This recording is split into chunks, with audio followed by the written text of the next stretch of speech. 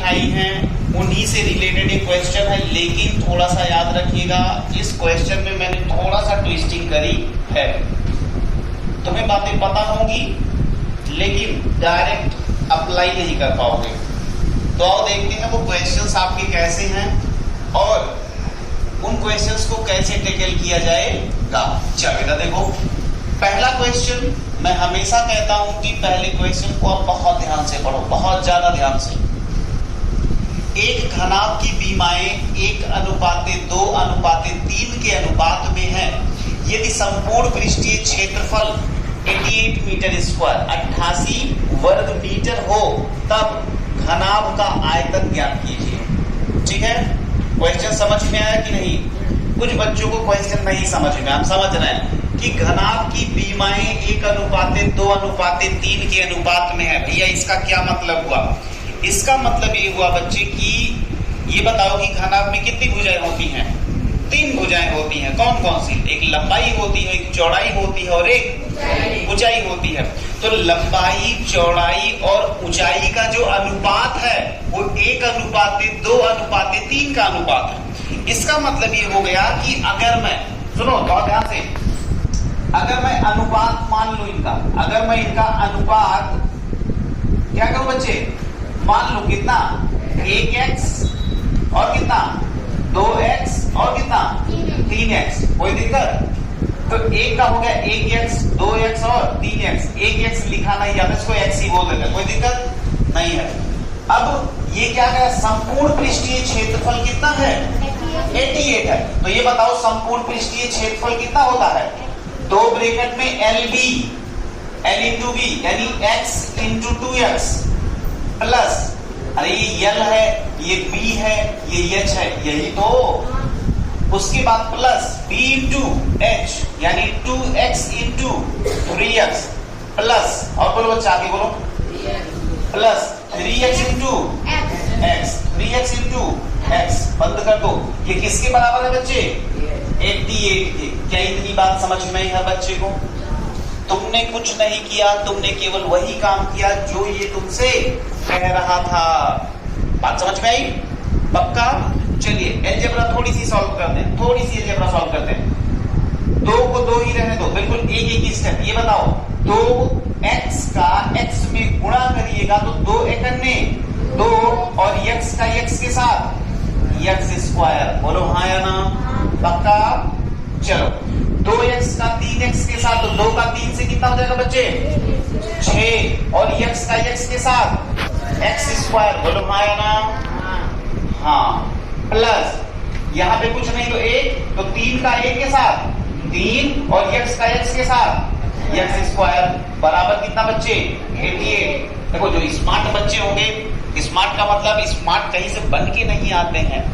जब आप multiple practice करते हो, ज्यादा बार प्रैक्टिस करते हो तो आप ही स्मार्ट बन जाते हो। अभी धीरे धीरे एक एक स्टेप चालू करा रहे हैं, कल को तुम फटाफट से कर डालोगे अपने आप, कोई दिक्कत नहीं। चलो इधर देखो, ये बताओ 2x स्क्वायर है, 6x स्क्वायर है, 3x स्क्वायर है, क्या ये सारे के सारे जुड़ जाएंगे? बिल्कुल। तो 6 3 9, 9 2 11, तो 2 ब्रैकेट में 11x square is equal to कितना बच्चे? 88। बोलो हाँ या ना? अब ये यहाँ पे ब्रैकेट लगा है, अंदर जाएगा तो क्या होगा? बहुत बढ़िया, गुणा। तो 11 दूना 22, 22x स्क्वायर बराबर 88। तो ये बताओ इन दोनों के बीच में कैसा संबंध है? गुणा। तो इधर जाएगा तो भाग, तो 88 बटे 22, 22 सेकंड में 22, 22 चौके 88 यानी x स्क्वायर बराबर, बोलो 4। अभी इस चैप्टर से पहले मैंने आपको क्या सिखाया था? वर्ग और वर्गमूल, याद है? अगर इधर स्क्वायर है तो इधर क्या हो जाएगा? अंडर रूट हो जाएगा। बहुत बढ़िया बच्चे। तो x is equal to √4 is equal to कितना? 2 मीटर। ये 2 क्या आ गया? x की वैल्यू। बहुत ध्यान सुनना, 2 क्या आ गया? x की वैल्यू। इसका मतलब x क्या था बच्चे? ओहो, x क्या था? लंबाई था, यानी कि लंबाई कितनी आ गई? 2। चौड़ाई कितनी है? 2x का मतलब 2 दूना 4। बहुत बढ़िया, बहुत बढ़िया। और ऊंचाई कितनी आ गई? 3 दूना 6। इसका मतलब बच्चे, लंबाई हो गई आपकी 2, चौड़ाई हो गई आपकी 4 और ऊंचाई कितनी हो गई? तो ये बताओ इसका आयतन नहीं निकाल पाओगे? खड़े हो जाओ, खड़े हो जाओ। आयतन का फार्मूला बताओ, घनाभ का आयतन।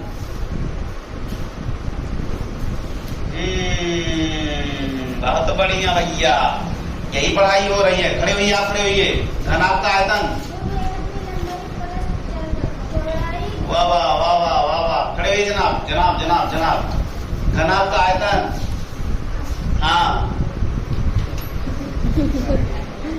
बहुत पढ़ रहे हैं आजकल, इतना पढ़ ले रहे हैं कि सब भूल जा रहे हैं। आप बताइए जनाब। हाँ, घनाभ का आयतन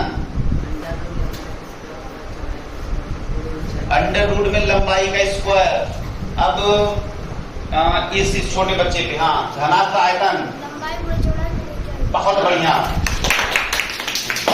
अब मैं यही कहूंगा, इधर देखिए, फिर मैं यही बात कहूंगा। एक छोटा सा बच्चा आंसर दे रहा है, वो है कक्षा 4 का बच्चा, आप है कक्षा 5 या 6 के बच्चे।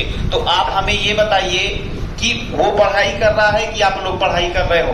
क्लास में सबको एक साथ पढ़ा रहे हैं, फिर वो रिस्पॉन्स दे देता है, आप रिस्पॉन्स क्यों नहीं दे पाते हो? इसके पीछे केवल एक कारण है, जानते हैं क्या है वो कारण केवल ये है कि आप घर पे जाके मेहनत नहीं कर रहे हैं और ना ही पढ़ाई गई चीजों को आप रिपीट कर रहे हैं। चलिए इधर आइए। तो आयतन निकालना है बच्चे, क्या निकालना है? आयतन। तो यही निकाल देते हैं आयतन, इतने में ही। आयतन यानी वॉल्यूम इज इक्वल टू क्या हो जाएगा? लंबाई गुणे चौड़ाई गुणे ऊंचाई। तो 2 गुणे 4 गुणे 6 कितना आया? 4 गुना 8, 8 छंग 48। लेकिन आयतन है तो क्या? Metre cube. बोलो हाँ या ना? तो समझ में आया? ये सवाल समझ में आया? बहुत अच्छे, बहुत बढ़िया। सारे बच्चों को ये सवाल समझ में आ गया? क्या इसको आप भूल पाएंगे? भूलना मुश्किल है अब तो भूलना मुश्किल है। एक बार फिर से कम ऑन जल्दी से। अगर इस तरीके से क्वेश्चन आएगा जिसमें रेशियो दिया जाएगा, तो आप क्या करिएगा बच्चे? आपको सबसे पहले उन रेशियोज को क्या मानना है? x। तो जब आप x मानिएगा तो एक आपका x हो गया, दूसरा 2x और तीसरा 3x हो गया। बोलो हाँ या ना? उसके बाद जो कह रहा है वही कर दीजिए। थोड़ा सा अलजेब्रा आपको आनी चाहिए। ओके बच्चा, फटाफट से डाउनलोड करिए, फिर अगला क्वेश्चन हम लोग करते हैं। ओके, आपका अगला क्वेश्चन जो था बच्चे वो क्या था, बहुत ध्यान से पढ़िएगा। ये क्वेश्चन भी आपको एक नए टाइप का आइडिया देगा, ठीक है? बिल्कुल स्ट्रेट फॉरवर्ड क्वेश्चन नहीं है। स्ट्रेट फॉरवर्ड का मतलब कि आपने डेटा आपको दे दिया और डेटा पे आपने पुट कर दिया आंसर, ऐसा नहीं है। थोड़ा सा आपको चीजों को मैनेज करना पड़ेगा। आइए देखते हैं क्या करना पड़ेगा। एक घन का पृष्ठीय क्षेत्रफल ज्ञात कीजिए जिसके विकर्ण की लंबाई 8√3 हो।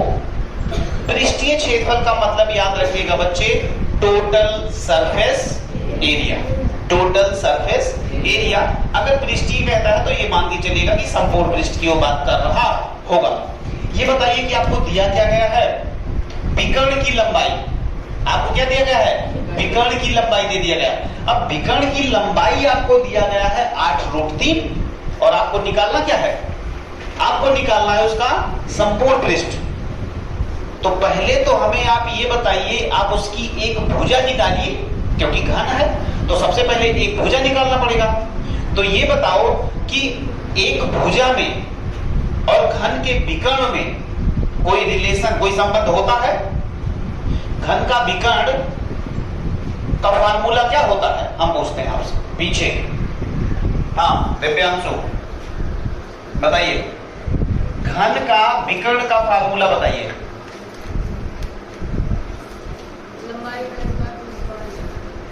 लंबाई का स्क्वायर प्लस चौड़ाई का स्क्वायर प्लस ऊंचाई का स्क्वायर। ये घनाभ का होता है अंडर रूट में। घन का विकर्ण हम पूछ रहे हैं। घन का विकर्ण, चलिए साकिब, बहुत बढ़िया, ताली बजा दीजिए। अंडर रूट 3 गुणे भुजा। इधर आइए। तो इन्होंने बताया कि जो विकर्ण होता है, हेलो, क्या विकर्ण इंग्लिश में क्या बोलते हैं? डायगोनल।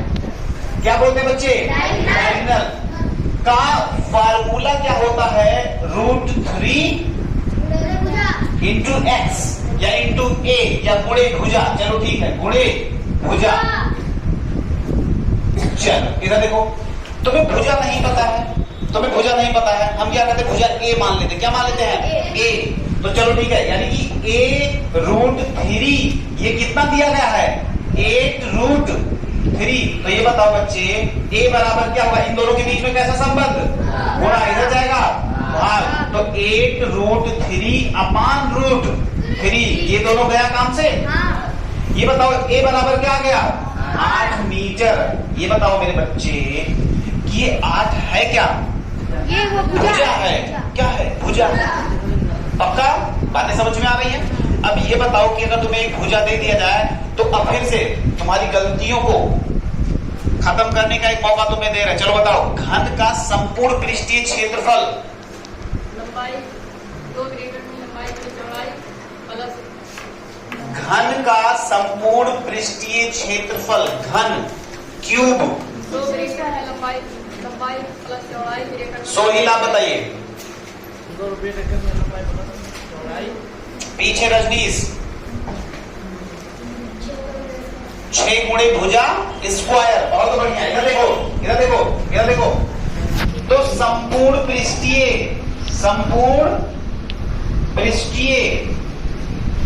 क्षेत्रफल किसका, वो भी घन का, किसका बच्चे, घन का।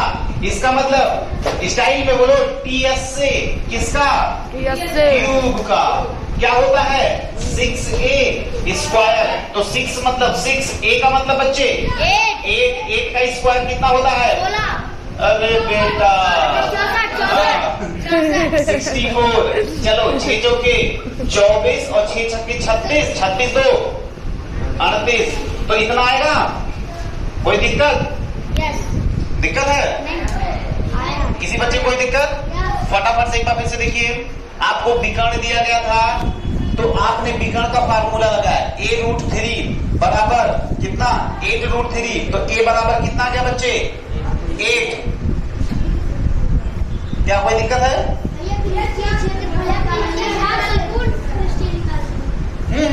तो वही हम बता रहे ना, पृष्ठीय क्षेत्रफल अगर कभी दिया गया हो तो आपको संपूर्ण पृष्ठीय क्षेत्रफल ही निकालना है, टोटल सरफेस एरिया ही निकालना है। लिखवाए हैं? तो ठीक है, चलो इधर देखो, कोई दिक्कत? या अगर वो इंग्लिश में पूछेगा तो डायरेक्टली वो तुमसे पूछेगा टोटल सरफेस एरिया, या अगर कर्व सरफेस एरिया भी पूछता है तो कर्व सरफेस एरिया का लगा दीजिए क्या 4a²। तो 4a² का मतलब कितना 64, तो कितना हो जाएगा 4 4 जा 16 और 4 6 जा 24 और 24 और 1 25 हो जाएगा इतना मीटर स्क्वायर। ठीक है, बात समझ में आ रही कि नहीं? पूरी बात क्लियर हो गई? क्वेश्चन को डाउनलोड करें फटाक से। फर्स्ट क्वेश्चन जो आपका है ध्यान से देखिएगा, ये बिल्कुल क्वेश्चन वैसा ही जैसे कल मैंने प्रैक्टिस आपको करवाई थी। ये तो मैंने आपको चेक करने के लिए दिया था कि आपकी कितनी उस पर रीच बन पाई थी आपके क्वेश्चन पे। इधर देखिए, एक कमरे में पेंटिंग कराने का खर्चा कितना आएगा यदि लंबाई 10 मीटर, चौड़ाई 5 मीटर और ऊंचाई 4 मीटर हो, और खर्चे की दर जो है वो कितना है 200 रुपए प्रति वर्ग मीटर।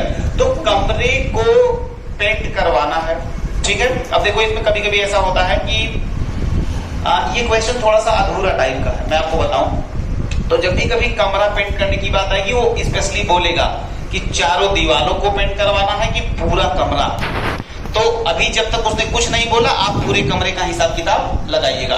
तो पूरे कमरे का मतलब संपूर्ण पृष्ठीय क्षेत्रफल, वो भी किसका, घनाभ का। तो घनाभ का संपूर्ण पृष्ठीय क्षेत्रफल का फार्मूला आप बताइए। घनाभ का संपूर्ण पृष्ठीय क्षेत्रफल क्या होता है, टीएस से टोटल सरफेस एरिया क्या होता है, 2 ब्रैकेट में लंबाई 2 ब्रैकेट में लंबाई LB plus BH plus HL, यही तो बोलिए। और इधर देखिए, अब इधर आओ, 2 ब्रैकेट में क्या क्या है बच्चे, L कितना है 10 into 5 plus 5 into 4 plus 4 into 10। बोलो हाँ या ना?